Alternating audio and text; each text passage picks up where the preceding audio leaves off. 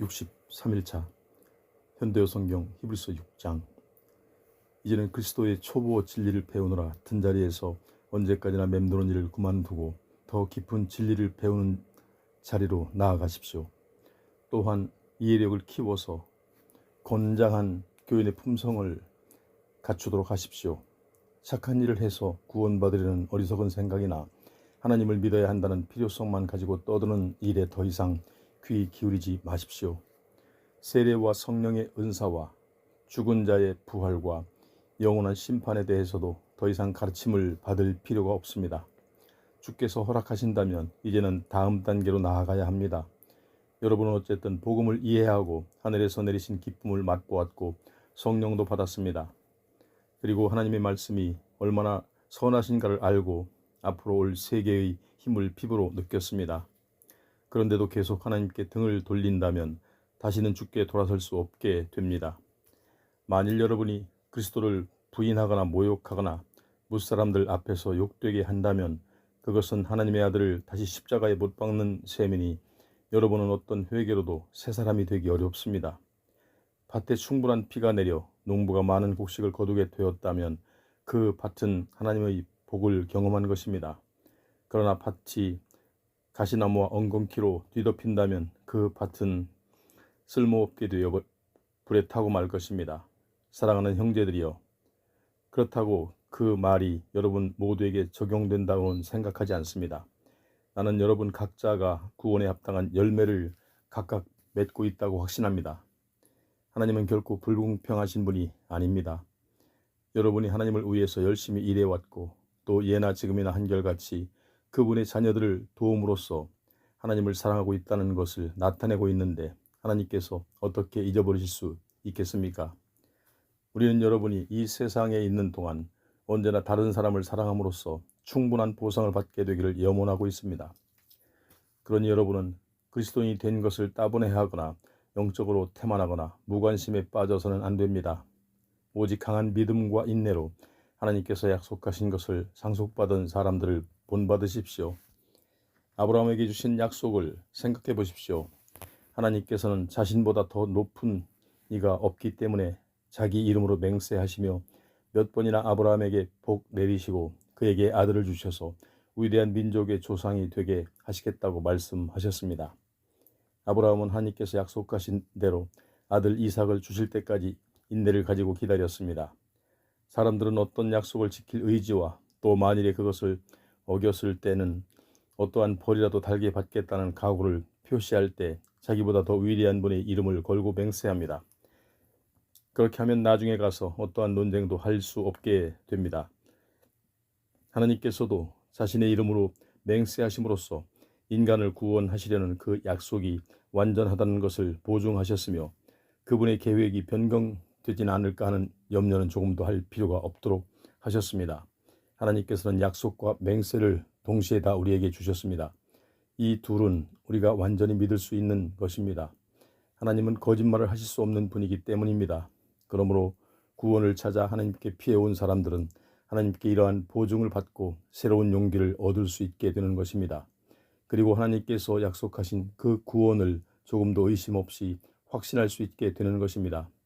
반드시 구원받는다고 하는 이 확고한 희망은 마치 우리 영혼을 이끄는 튼튼하고 믿을 만한 닷과 같아서 우리를 하늘의 지성소 안에 계시는 하나님께 이르게 해줍니다. 그리스도께서는 이미 그 지성소에 들어가 계십니다. 그리고 멜기세덱의 반열에서는 영예로운 대제사장으로서 우리를 위하여 중보의 일을 하고 계십니다. 7장. 멜기세덱은 살렘 왕으로서 지극히 높으신 하나님의 제사장 일을 겸하고 있습니다. 그래서 아브라함이 여러 왕들과 싸워 이기고 돌아왔을 때 그를 맞아 축복해 주었습니다. 그때 아브라함은 전리품 10분의 1을 멜기세덱에게 바쳤습니다.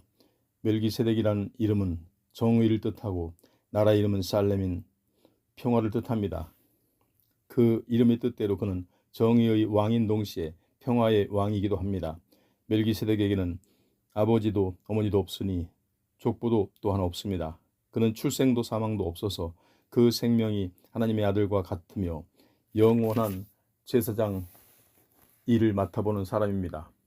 멜기세덱이 얼마나 위대한 인물인가 곰곰이 생각해 봅시다. 첫째, 그는 하나님께서 제일 먼저 택하신 사람이라는 점입니다. 그래서 대선조인 아브라함까지도 멜기세덱에게 전리품의 10분의 1을 바친 것입니다. 만일 멜기세덱이 레위 가문의 제사장이라면 아브라함이 그렇게 한 것에 대해 조금도 이상할 것이 없겠지요. 하나님의 백성은 그들의 친족인 제사장들을 위해 수입의 10분의 1을 주어야 할 의무가 율법으로 제정되어 있기 때문입니다. 그러나 멜기세덱은 아브라함의 후손이 아니었는데도 아브라함에게서 10분의 1을 받았습니다. 둘째, 멜기세덱이 위대한 아브라함을 축복했다는 점입니다. 누구나 아는 대로 축복하는 사람은 언제나 축복받는 사람보다 더 위대한 사람입니다. 셋째, 똑같이 10분의 1을 받은 유대인 제사장들은 장차 죽을 인간이었지만 멜기세덱은 영원히 살아있다고 전해지고 있습니다. 넷째, 레위도 10분의 1을 받은 이스라엘 사람이었지만 결국 아브라함을 통해서 멜기세덱에게 10분의 1을 준 셈입니다. 레위가 아직 태어나기도 전에 멜기세덱에게 10분의 1을 준 아브라함이 그의 조상이기 때문입니다. 다섯째, 만일 이스라엘의 제사장들과 그들의 율법이 우리를 구원할 수 있다면 왜 하나님께서 아론의 지위와 동등한 제사장이 아니라 멜기세덱과 같은 지위의 제사장인 그리스도를 보내셨겠습니까? 이스라엘의 제사장들은 모두 아론의 지위를 계승한 사람들이 아닙니까? 하나님께서 새로운 계통의 제사장을 보내실 때는 그것을 받아들이기 위하여 하나님의 율법도 바꾸셔야 됩니다. 그런데 모세가 유다 지파에서 제사장 일을 맡긴 일이 없는데도 불구하고 그리스도께서는 레위 지파가 아니라 제사장으로 선택받은 일이 없는 유다 지파에서 나셨습니다. 그러니 우리는 하나님의 방법이 바뀌었다는 것을 알 수 있습니다. 이 사실은 그리스도께서 멜기세덱의 지위와 동등한 새로운 대제사장으로 오신 것으로 보아 더 분명합니다. 이 새로운 대제사장은 레위 지파에 속한 낡은 율법의 요구에 따라 되신 것이 아니라 다함이 없는 생명에서 흘러나오는 힘을 근거로 하여 되신 것입니다.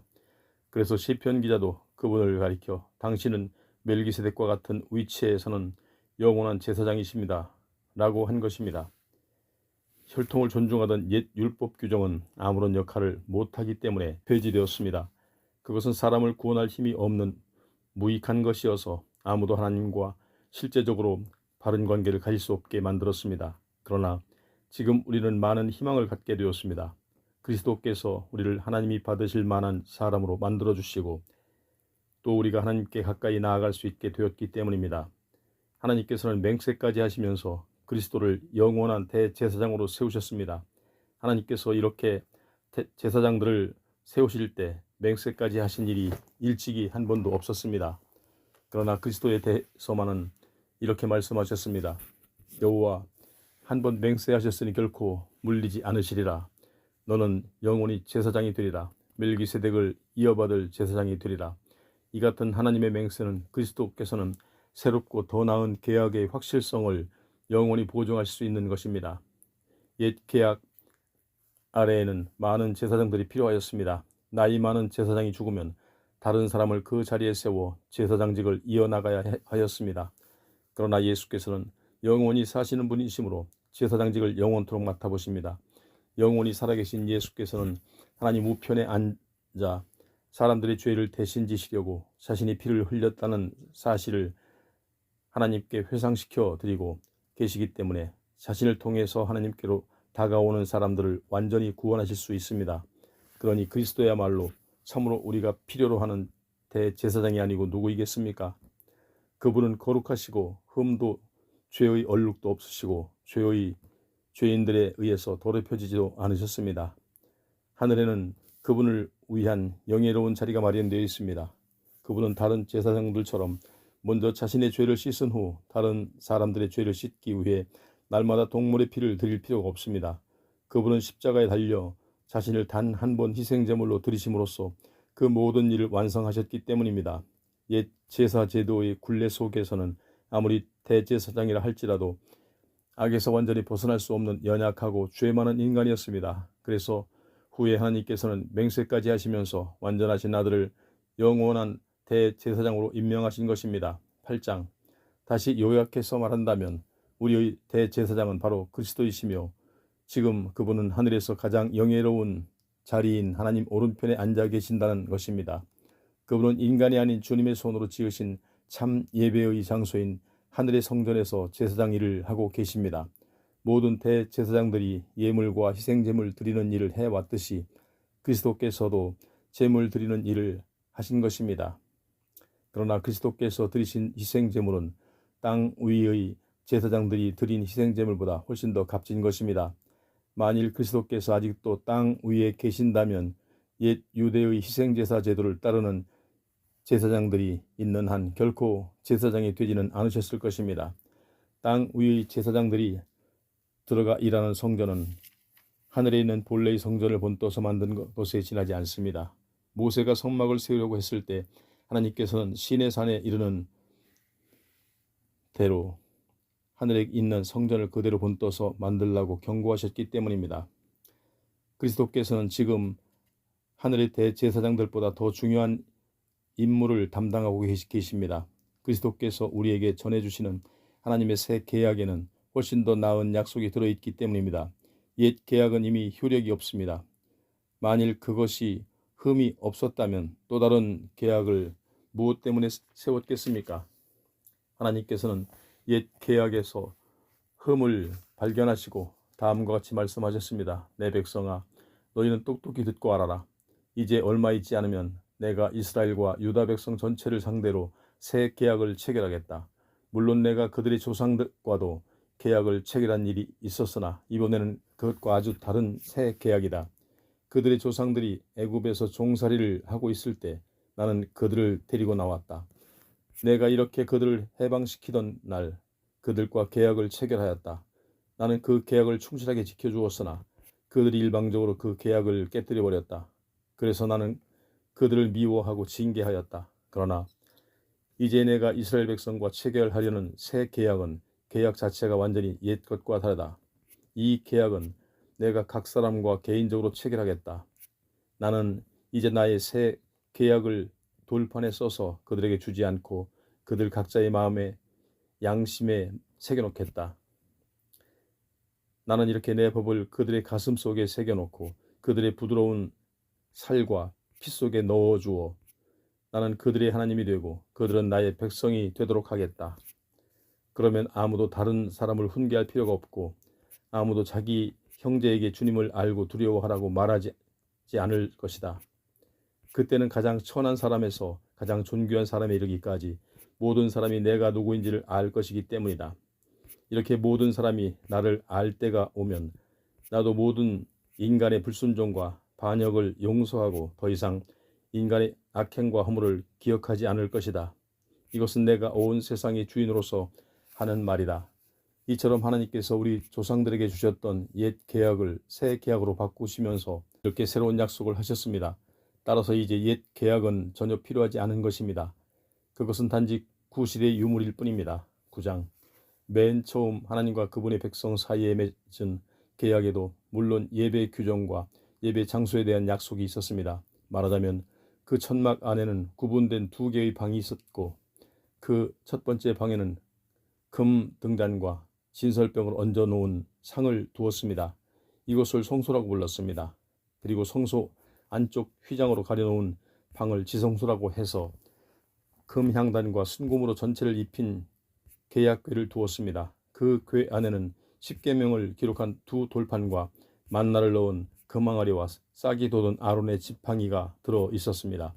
이 상자 위에는 구룹이라 불리는 하나님의 영광을 수호하는 천사들의 형상이 큰 날개를 펴서 그 황금궤의 뚜껑을 덮고 있는 모습이 새겨져 있었습니다. 이 뚜껑을 속죄판이라 불렀습니다. 그러나 이제 더 이상 자세하게 설명할 필요는 없을 것입니다. 이상과 같은 것이 갖추어진 성막 안에서 제사장들을 필요할 때마다 첫 번째 방을 드나들며 그들의 직무를 수행하였습니다. 그러나 그 안쪽에 있는 방에는 대제사장만이 1년에 단 한 번 그것도 혼자서만 들어갈 수 있었습니다. 그때 그는 모든 백성의 죄를 물론 자신의 허물과 죄를 용서받기 위한 제물의 피를 가지고 들어가 뿌렸습니다. 성령께서 이를 통하여 우리에게 가르쳐 주시려는 것은 옛 제도 아래서는 첫 번째 방이나 또 거기에 따른 여러 제도가 있는 한 일반 사람들은 지성소에 들어갈 수 없다는 것입니다. 이것은 오늘날 우리에게 중요한 교훈이 되고 있습니다. 왜냐하면 옛 제도 아래서는 아무리 예물과 희생제물을 드려도 그것을 바치는 사람들의 마음까지 정결하게 할 수는 없었기 때문입니다. 다시 말해서 옛 제도는 먹고 마시는 음식과 몸을 씻는 데 대한 이런저런 규칙을 정해놓은 일정한 의식의 약속에 지나지 않았습니다. 그래도 사람들은 그리스도께서 하나님의 새롭고 더 나은 길을 가지고 오실 때까지 그 규칙을 얽매여 살았습니다. 그러나 그리스도께서는 이제 우리가 가진 이 더 나은 제도의 대제사장으로 오셨습니다. 그리고 사람이 손으로 지은 것이 아닌, 다시 말하면 이 세상에 속하지 않은 하늘에 더 위대하고 완전한 성전으로 들어가셨습니다. 그리스도께서는 단 한 번 안쪽에 있는 지성소에 들어가 피를 뿌리셨습니다. 그 피는 염소나 송아지의 피가 아닙니다. 그리스도께서는 자신의 피를 흘려서 그 피로 몸소 우리에게 영원한 구원을 보증해 주신 것입니다.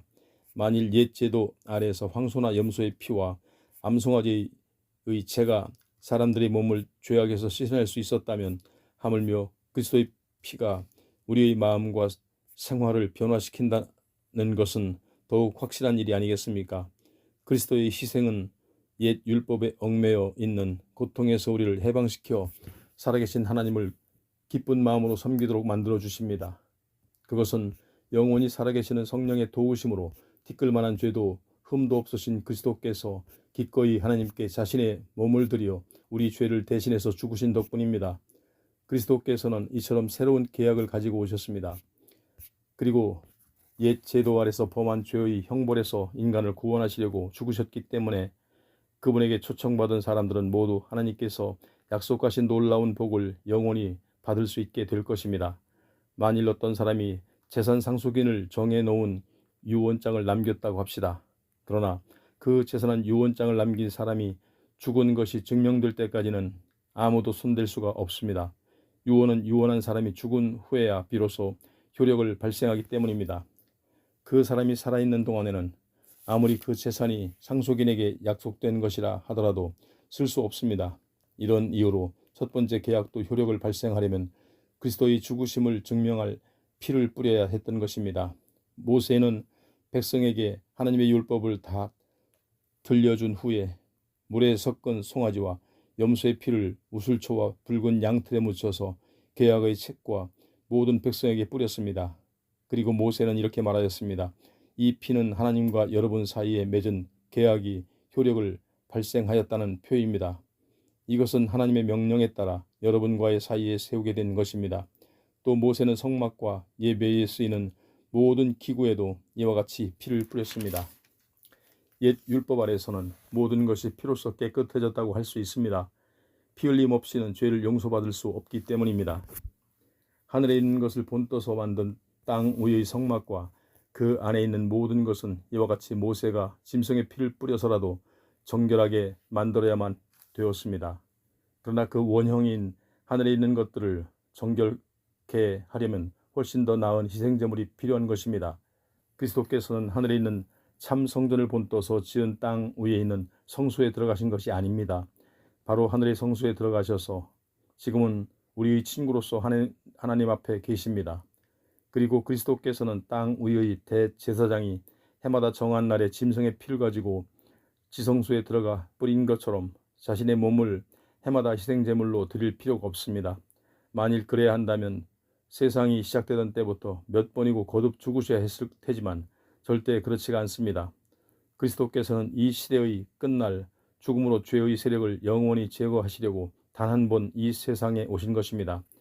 마치 인간들이 한 번 죽은 뒤에 심판을 받게 되어 있는 것처럼 그리스도께서는 많은 사람들의 죄를 제거하시기 위하여 자기 몸을 들여 한 번 죽으신 것입니다. 그리고 그리스도께서 다시 오실 때는 우리 죄 때문에 다시 희생제물이 되는 게 아니라 그리스도를 간절히 기다리는 사람들에게 구원을 주실 것입니다. 10장.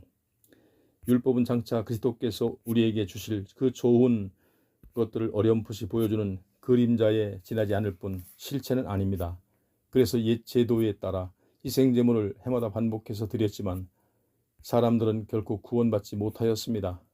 만일 거기에 구원할 능력이 있었다면 단 한 번의 희생제물로도 충분해야 할 것이고 예배드리는 사람들도 그것으로 정결해져서 죄 짓고자 하는 마음이 사라져야 마땅합니다.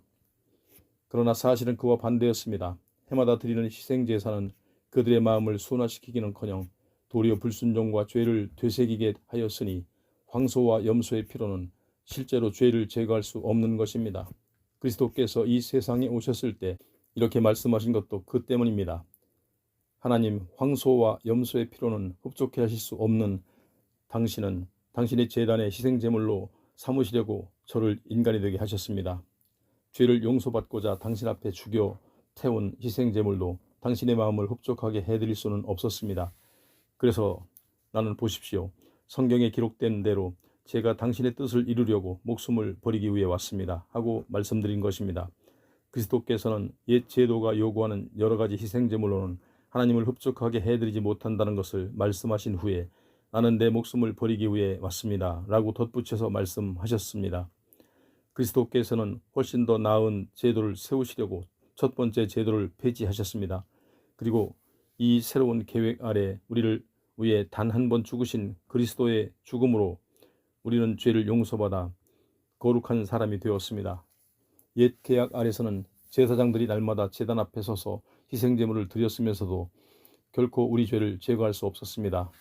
그러나 그리스도께서는 언제까지나 유효한 단 한 번의 희생제물로서 자신의 몸을 하나님께 드리고 우리 죄를 용서받으셨습니다. 그리고 나서 그리스도께서는 가장 높은 영예의 자리인 하나님 오른편에 앉으셔서 자신의 원수들이 발 아래 굴복할 그날을 기다리고 계십니다. 그리스도께서는 이 단 한 번의 희생제사로 거룩하게 만든 사람들을 모두 영원히 하나님 앞에서도 완전한 사람으로 만들어 주셨습니다. 성령께서도 이 사실을 증언하여 이렇게 말씀하셨습니다. 이스라엘 사람들이 비록 첫 번째 계약을 어겼을지라도 나는 그들과 새로운 계약을 맺을 것이다. 나는 내 율법을 그들의 마음에 새겨 그들이 언제나 내 뜻을 알 수 있도록 하겠다. 그리고 나서 성령께서는 다시 덧붙여 말씀하셨습니다. 나는 이제 결코 그들의 죄의 잘못을 기억하지 않을 것이다. 이제 죄를 영원히 용서하고 또 기억조차 하지 않겠다고 하셨으므로 앞으로는 죄를 없애려고 희생제물을 드릴 필요가 없습니다. 그러므로 사랑하는 형제들이여, 이제 우리는 예수께서 흘려주신 그 피 덕분으로 하나님이 계시는 지성소에 들어갈 수 있게 되었습니다. 신선하고 새로운 이 생명의 길을 그리스도께서는 그 휘장 곧 당신의 몸을 찢으심으로써 우리에게 열어주셨습니다. 이 위대한 대제사장께서는 하나님의 집을 다스리시니 하나님께서 우리를 받아들이실 것이 틀림없습니다. 우리 마음은 그리스도의 뿌린 피로 정결함을 얻었고 우리 몸은 정결한 물로 깨끗이 씻었으니 확신과 진실한 마음을 가지고 함께 하나님 앞으로 나아갑시다. 지금 우리는 하나님께서 약속해 주신 구원의 희망을 가지고 기다립니다. 우리는 아무런 의심도 하지 않습니다. 구원이 우리 것이라는 사실을 누구에게나 말할 수 있습니다. 하나님께서 말씀하신 것을 그대로 실행하시리라는 것은 분명하기 때문입니다. 하나님께서 우리에게 베풀어 주신 모든 일에 응답하여 우리도 서로 돕고 친절히 대하며 선한 일을 힘써 행합시다. 어떤 사람들처럼 교회에 모이는 일을 게을리해서는 안 됩니다. 주께서 다시 오실 날이 가까워 옵니다. 더욱 서로 격려하고 충고합시다. 만일 누구든지 죄를 용서받을 수 있는 이 진리를 알고도 다시 구세주를 거부하고 죄를 계속 범한다면 그는 그리스도의 죽음으로도 용서받을 수 없습니다. 그런 사람들에게는 대적하는 자들을 모조리 불에 태워버리시는 하나님이 무서운 진노와 엄한 형벌이 기다리고 있을 따름입니다. 모세의 율법을 거역하는 자도 두세 명의 증인만 있으면 용서받지 못하고 죽임을 당하였습니다. 그런데 하물며 하나님의 아들을 짓밟고 죄를 정결케 하신 그리스도의 피를 무시하거나 부정한 것으로 보며 또 하나님의 자비를 그분 백성에게 가져다 주신 성령을 모욕하고 부끄럽게 하는 자에게는 얼마나 더 큰 형벌이 내릴 것인지 생각해 보십시오. 우리는 다음과 같이 말씀하신 분을 알고 있습니다. 정의는 내게 속한 것이다. 내가 갚아줄 것이다. 또 주께서 친히 당신의 백성을 심판하실 것이다. 라고 하신 분도 알고 있습니다. 살아계신 하나님의 심판의 손에 놓인다는 것은 얼마나 무서운 일이겠습니까? 처음으로 그리스도를 알게 되던 때의 아름다운 날들을 언제까지나 잊어버리지 마십시오. 또 무서운 고난을 겪으면서도 주님과 함께 이겨낸 그 사실을 기억하십시오. 어떤 땐 여러분은 조소를 당하고 매를 맞기도 하였으며 또 어떤 때는 그런 고통을 당하는 사람들에게 동정을 베풀기도 하였습니다. 감옥에 갇힌 자들과 아픔을 함께하고 또 여러분의 재산을 다 빼앗아간다 해도 기쁨으로 견디어 낸 일도 있었습니다. 그렇게 할 수 있었던 것은 하늘에 있는 더 좋은 것이 영원히 여러분의 것이 되어 기다리고 있음을 믿기 때문이었습니다. 그러므로 여러분은 어떤 일이 닥치더라도 주님을 믿고 의지하는 마음을 잃어버리지 마십시오. 장차 여러분이 받을 보상은 언제나 기억하십시오. 하나님께서 약속해 주신 것을 받으려면 하나님의 뜻에 따르는 인내가 필요합니다. 그러나 그리스도께서 오실 날이 그다지 많이 지체되지는 않을 것입니다. 하나님을 올바로 믿는 사람은 어떤 경우에도 주께 대한 믿음과 신뢰로 살아야 합니다. 그렇지 않고 만일 뒷걸음질쳐 물러서려 한다면 하나님께서 기뻐하지 않으실 것입니다. 우리는 하나님께 등을 돌리거나 비참한 운명에 처해서는 안 됩니다. 그보다는 하나님을 믿는 믿음이 우리를 구원하리라는 확신을 갖고 살아야 합니다. 11장 믿음은 무엇입니까? 믿음은 우리가 바라는 것이 반드시 이루어진다는 확신을 갖는 게 아니겠습니까? 또한 아직 눈앞에 보이지 않는 미래의 일일지라도 우리가 기대하는 것이 반드시 우리를 기다리고 있다는 것을 의심하지 않는 게 아닙니까? 예전에 하나님의 인정을 받은 사람들도 다 이러한 믿음으로 인정받았던 것입니다. 우리는 믿음이 있으므로 이 세상의 삼라만상이 하나님의 말씀으로 창조되었음을 압니다. 다시 말해서 우리 눈에 보이는 것은 모두 다 눈에 보이지 않는 것에서 비롯되었다는 것을 압니다.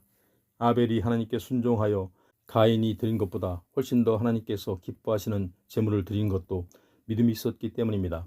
하나님께서는 아벨과 그의 예물을 기꺼이 받아들이셨다는 것을 증명해 주셨습니다. 그래서 오랜 옛날에 죽은 아벨에게서 우리는 지금도 많은 교훈을 배우는 것입니다. 에녹도 하나님을 굳게 믿었습니다. 그래서 그는 죽음을 겪지 않고 하늘로 옮겨졌습니다. 하나님께서 그를 데려가셨기 때문에 갑자기 그의 모습을 찾아볼 수 없게 된 것입니다. 이러한 일이 있기 전부터 하나님께서 에녹을 얼마나 합족하게 생각하셨는지 성경에 기록되어 있습니다. 여러분은 믿음이 없이는 하나님을 기쁘시게 해드릴 수 없습니다. 하나님께로 나아가려는 사람은 누구든지 하나님이 살아계신다는 것을 믿으십시오. 진정으로 하나님을 바라는 이는 반드시 보상받는다는 것을 믿으십시오.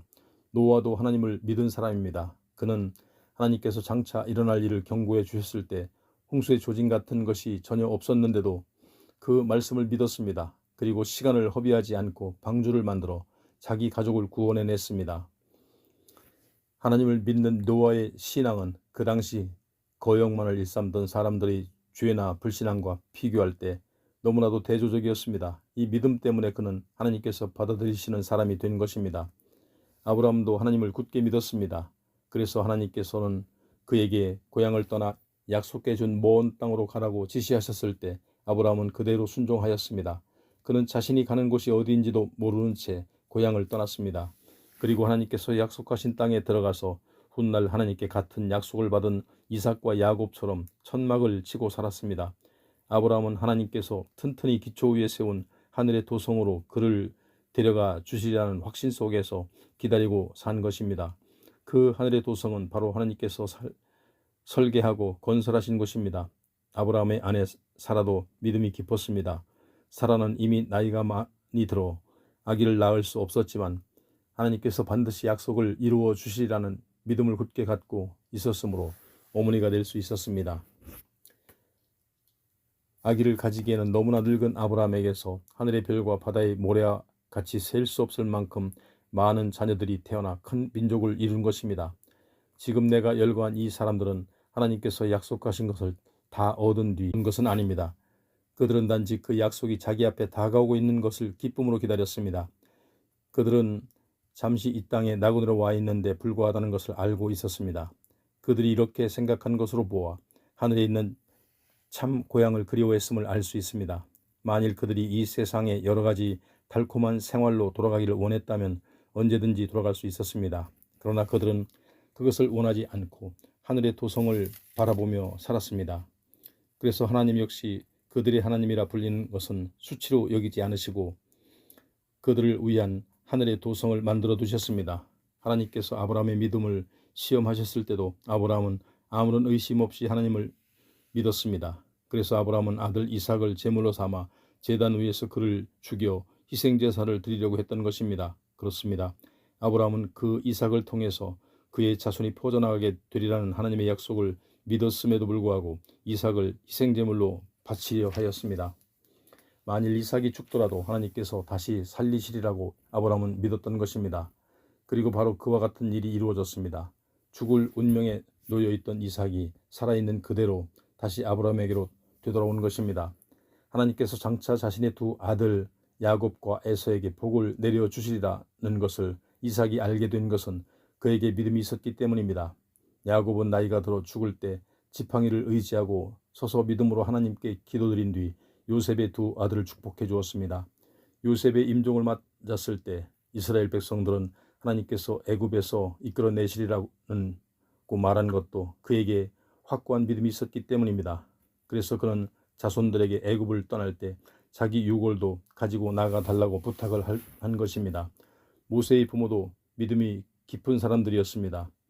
그들은 하나님께서 자기들에게 비범한 아들을 주셨다는 것을 알자 애굽 왕이 그 아기를 잡아 죽이려는 특명을 내렸음에도 불구하고 하나님께서 그 아기를 구원해 주시리라는 것을 의심치 않았습니다. 그리고 그 아들을 석 달 동안 숨겨놓고도 조금도 두려워하지 않았습니다.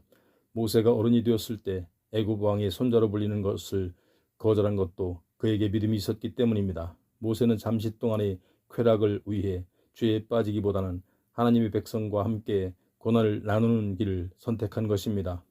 애굽의 모든 보화를 소유하는 것보다는 장차 오시기로 약속한 그리스도를 위하여 고난받는 편이 훨씬 더 낫다고 믿었던 것입니다. 하나님께서 그에게 주실 큰 상을 더 바란 것입니다. 그는 하나님을 믿었으므로 왕의 분노도 무서워하지 않고 애굽 땅을 떠났습니다. 그는 보이지 않으시는 하나님을 마치 자기 곁에서 동행하시는 것처럼 여기며 전진해 나갔습니다.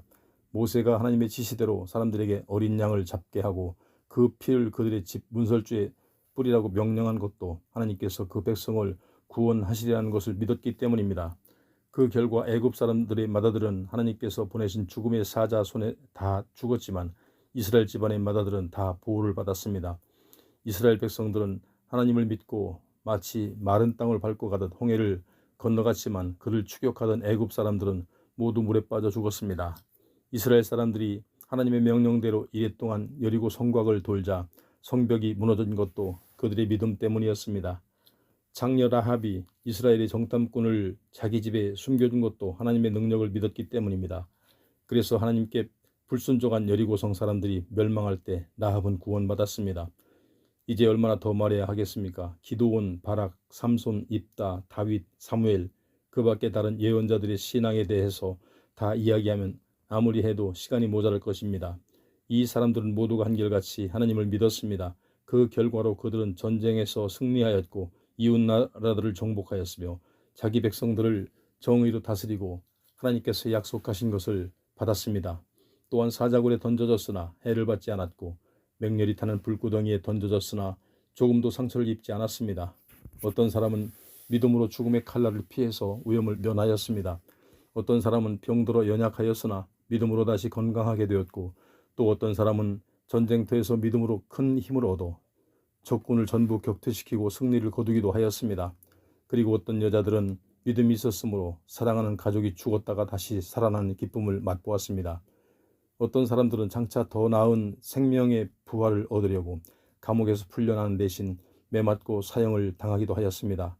그들은 하나님을 배반하고 자유의 몸이 되기보다는 죽음을 선택한 것입니다. 어떤 사람들은 조소를 당하고 매맞고 다른 사람들은 쇠사슬에 묶여 감옥에 갇혔습니다. 어떤 사람들은 돌에 맞아 죽고 어떤 사람은 톱에 두 동광이 잘려 죽었습니다. 또 어떤 사람들은 믿음을 버리고 풀려나기보다는 칼에 맞아 죽는 편을 택하였습니다. 어떤 사람들은 양이나 염소의 가죽으로 변장을 하고 광야와 산을 방황하였고 동굴이나 토굴에서 숨어 살며 굶주림과 병과 학대에 시달려야 하였습니다. 이 사람들은 끝까지 하나님을 믿었으므로 하나님께 인정을 받았습니다. 그러나 약속하신 것을 전부 다 받은 것은 아니었습니다. 하나님께서는 우리를 위해 보다 더 좋은 것을 준비해 두신 것을 그들에게도 주시려고 기다리라고 하셨던 것입니다. 12장. 이처럼 수많은 믿음의 사람들이 경기장에 둘러앉은 우리의 경기를 지켜보고 있습니다. 그러니 어떻게 우리가 속도를 늦추거나 뒤로 물러설 수 있겠습니까? 이제는 다리에 달라붙어서 우리를 넘어지게 하는 죄를 훌훌 털어버리십시오. 그래서 하나님께서 우리 앞에 정해 놓으신 이 특별한 경주에 인내를 가지고 달려갑시다. 우리의 믿음의 근원이며 완성자이신 예수님만을 바라봅시다. 그분은 십자가 죽음 뒤에 올 기쁨을 아시고 그 십자가를 수치로 여기지 않으시고 거기에 달려 죽으셨습니다. 그리고 지금은 하나님이 보좌 오른편에 영예로운 자리에 앉아 계십니다. 만일 여러분이 지치거나 낙심케 되거든 죄인들의 무서운 만행을 참고 견디신 예수의 일을 생각하십시오. 여러분이 죄나 유혹과 맞서서 싸우고는 있지만 아직 피 흘릴 정도로 심한 싸움을 치른 경험은 없지 않습니까? 하나님께서 마치 자녀들에게 말씀하시듯이 여러분에게 격려의 말씀을 주신 것을 여러분은 벌써 다 잊어버렸습니까? 하나님께서는 이렇게 말씀하셨습니다. 내 아들아, 주께서 네게 징계를 내리실 때 너는 화를 내서는 안 된다. 주께서 네 잘못을 책망하실 때 너는 좌절해서는 안 된다. 주께서 너를 징계하시는 것을 너를 사랑하신다는 증거이기 때문이다. 주께서 너를 채찍으로 때리신 것은 네가 하나님의 참 자녀이기 때문이다. 하나님께서 내리시는 시련을 참아내십시오. 하나님께서는 아버지로서 당연히 자녀에게 하실 일을 하고 계십니다. 아버지로서 자기 자식을 단련시키지 않는 사람이 어디 있겠습니까? 만일 여러분이 잘못을 저질렀다면 자녀가 부모에게 꾸지람을 듣듯 하나님의 질책을 받는 것도 당연합니다. 그렇지 않다면 여러분은 하나님의 자녀도 가족도 될 수 없습니다. 비록 우리를 낳아준 아버지가 우리를 꾸짖고 야단치는 일이 있다 해도 우리는 그를 따르고 존경합니다. 그렇다면 참되게 사는 것을 가르치려고 하시는 하나님의 시련을 기쁜 마음으로 받아들이는 것이 당연하지 않겠습니까? 우리를 낳아준 아버지는 우리의 앞날을 위해 그가 알고 있는 지식으로 극히 짧은 기간 동안만 우리를 훈련합니다. 그러나 하나님께서는 우리에게 가장 좋은 것을 주시고 그분의 거룩하심을 나누어 주시려고 언제나 바르게 견책하시는 것입니다. 무슨 벌이든 벌 받을 때는 즐겁기보다는 상처를 받습니다. 그러나 나중에 가서는 그것이 유익한 결과를 낳아 믿음이나 성격이 다 성장하고 있다는 것을 알게 됩니다. 그러므로 여러분은 느슨해진 주먹을 힘껏 쥐고 떨리는 무릎을 굳게 일으켜 세우십시오. 그리고 여러분은 걸어가기에 똑바르고 평평한 길을 열어 나가십시오. 그러면 여러분을 뒤따라가는 이들이 비록 약하고 절름거리는 사람들일지라도 넘어지거나 부상당하지 않고 오히려 튼튼하게 될 것입니다. 모든 싸움을 피하고 정결하고 거룩한 생활을 추구해 나가십시오. 그렇게 하지 않으면 누구도 주님을 뵐 수 없기 때문입니다. 여러분 가운데 어느 누구도 하나님의 은총을 잃어버리지 않도록 서로 힘쓰십시오. 여러분 사이에 독초가 생겨나지 않도록 주의하십시오. 그 뿌리에서 나온 싹은 고통의 원인이 되어 많은 사람들에게 해를 끼칩니다. 누구도 성적 범죄에 빠져들거나 에서가 그랬던 것처럼 하나님께 무관심하지 않도록 조심하십시오. 에서는 팥죽 한 그릇에 맏아들의 권리를 팔아먹었습니다. 나중에 가서 에서는 후회의 눈물을 흘리면서 그 권리를 되찾으려고 했지만 이미 때는 늦었습니다. 그러므로 이 일을 기억하고 언제나 조심하십시오. 여러분은 하나님께서 이스라엘 백성에게 율법을 주실 때 그들이 겪을 공포와 타오르는 불과 검은 구름과 어둠과 폭풍을 당할까 걱정할 필요가 없습니다. 물론 그때 그 자리에서는 우렁찬 나팔 소리가 울려오고 하나님의 음성이 너무도 크게 들려왔기 때문에 그들은 하나님께서 그만 말씀하여 주십사 엎드려서 빌었습니다. 그들은 비록 짐승일지라도 이 산에 닿는 것은 모두 죽음을 당하리라고 하신 하나님의 명령이 너무도 두려워서 뒷걸음질 쳤습니다. 모세마저도 이 광경을 보고 공포에 떨었던 것입니다. 그러나 여러분은 이 시온산에 서 있습니다. 이곳은 살아계신 하나님의 도성, 하늘의 예루살렘이며 수많은 천사들이 즐겁게 모이는 곳입니다. 또 이곳은 하늘에 등록된 사람들의 교회입니다. 여러분은 모든 민족을 심판하시는 하나님 앞에 와 있으며 하늘에서 구원받고 이미 완전해진 사람들이 영혼 앞에 와 있습니다. 여러분은 새 계약의 중보자이신 예수 앞에 와 있으며 아벨의 피처럼 복수를 부르짖는 피가 아니라 은혜로 용서하시는 속죄의 피 앞에 와 있는 것입니다. 그러므로 여러분은 여러분에게 말씀하시는 분에게 순종하십시오. 이스라엘 백성들은 모세의 말을 듣지 않아 형벌을 받았습니다. 그렇다면 만일 하늘에서 우리에게 이르시는 분의 말씀을 기억한다면 얼마나 더 무서운 형벌이 우리에게 내리겠습니까? 시내 산에서 하나님의 음성은 온 땅을 뒤흔들었습니다. 그리고 하나님께서 이 다음에는 내가 땅뿐 아니라 하늘까지도 뒤흔들겠다고 말씀하셨습니다. 견고한 토대 외에는 다 흔들어 버려서 결코 흔들리지 않는 것만을 남기시겠다는 뜻입니다. 우리는 아무도 흔들 수 없는 나라를 받게 되었으니 감사를 드립시다. 그리고 경건과 두려워하는 마음으로 하나님을 섬겨서 기쁘시게 해드립시다. 우리 하나님은 태워버리는 불이시기 때문입니다. 13장. 진실한 형제를 가지고 꾸준히 서로 사랑하십시오. 잊지 말고 나그네에게 친절히 대하십시오. 늘 나그네를 잘 대접하던 어떤 사람은 자신도 모르는 사이에 천사를 대접한 일도 있었습니다. 감옥에 갇힌 자들을 기억하십시오. 여러분이 그 처지에 놓여 있다고 생각하고 고난을 함께 나누십시오. 학대받는 사람들의 슬픔에 동참하십시오. 여러분은 그들이 당하는 슬픔이 어떤 것인지를 이미 알고 있지 않습니까? 결혼과 그 서약을 존중하고 잠자리를 더럽히지 마십시오. 순결을 지키십시오. 하나님께서 부도덕한 자들이나 간음하는 자들을 심판하십니다. 돈에 매이지 말고 지금 가지고 있는 것으로 만족하십시오. 하나님께서는 이렇게 말씀하셨습니다. 나는 결코 네 기대를 저버리거나 네 곁을 떠나지 않겠다. 그러므로 우리는 어떠한 의심이나 두려움 없이 이렇게 말합시다. 주님이 나를 도우시니 나는 두려울 것이 없습니다. 인간이 나를 어떻게 할 수 있겠습니까? 여러분에게 하나님의 말씀을 가르쳐준 지도자들을 기억하십시오. 그들의 삶에서 모범이 될 것을 마음에 새로 새겨두십시오. 그리고 그들을 본받아 주님을 믿으십시오. 예수 그리스도께서는 언제나 어제나 오늘이나 영원히 변치 않으십니다. 그러므로 이상한 풍조나 새로운 사상의 마음을 빼앗기지 마십시오.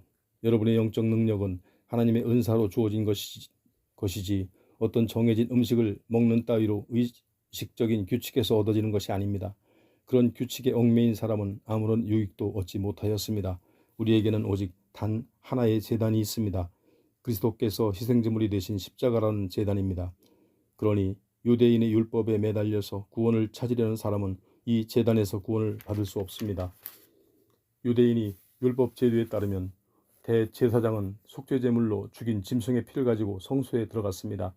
그리고 그 짐승의 몸은 성 밖에서 불에 태워버렸습니다. 예수께서 성 밖에서 받으신 고난도 바로 이러한 희생을 뜻합니다. 이 성 밖에서 흘리신 예수의 피가 우리 죄를 씻어주신 것입니다. 그러니 우리도 성문 밖으로 나아갑시다. 이 세상 사람들의 관심사가 어디에 있든 그들이 멸시를 하든 예수께서 겪으신 수치와 고난을 함께 나누러 그분이 계신 곳으로 나아갑시다. 이 세상에는 우리 고향이 없습니다. 우리는 하늘에 있는 영원한 고향만 하루같이 기다리고 있습니다. 예수의 보살핌 속에 하나님의 영광스러운 이름을 다른 사람들에게 전합시다. 그리하여 언제나 찬미의 제사를 하나님께 드립시다. 착한 일을 하며 궁핍한 사람들과 나누는 일을 잊지 마십시오. 이러한 제물이야말로 하나님을 기쁘시게 해드리는 것입니다. 여러분의 믿음을 지도하는 이들에게 순종하고 그들의 가르침을 기쁜 마음으로 실행하십시오. 여러분의 영혼을 돌보는 일을 맡은 그들을 장차 자기 직무를 충실히 이행했는가를 하나님께 아뢰을 것입니다. 그때 그들이 여러분에 관한 보고를 슬픈 마음이 아니라 기쁜 마음으로 죽게 할 수 있도록 해 주십시오.